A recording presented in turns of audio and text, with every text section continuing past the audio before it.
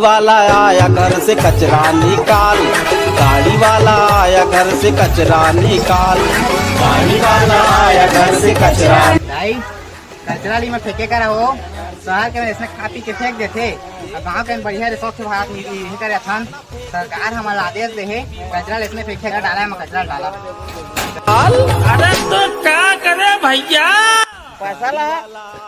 पैसा वैसा नहीं लेन भाई, ये सरकार का आदेश आए है फ्री में काम न करता हम बढ़िया स्वच्छ भारत के नाम से करत हम गली खोल में कचरा फेंका दे करत फेंकिया तुम ऐसी फेंक दहा प्रदूषण हो जाही एकर अच्छी फेंका तबियत खराब भी दूर रही है। चला ठीक है जात हन वो मतलब बूता करना है नौकरी है गली बस की था गया आए हम के बूता खत्म हुई से क्या साइकिल लेकर अड्डा में खड़ा कर देता चला घूमता नहीं दे पैसा आज भी सरकार भेजने वाला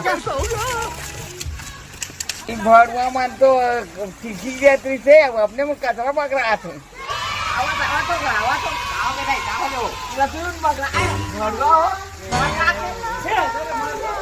आयो